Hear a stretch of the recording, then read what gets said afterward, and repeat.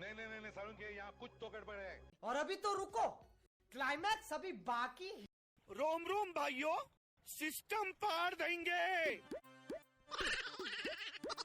ये सब क्या देखना पड़ रहा है? अच्छा है मैं अंधा हूँ। चलो भाई देखो अब मैं क्या करता हूँ।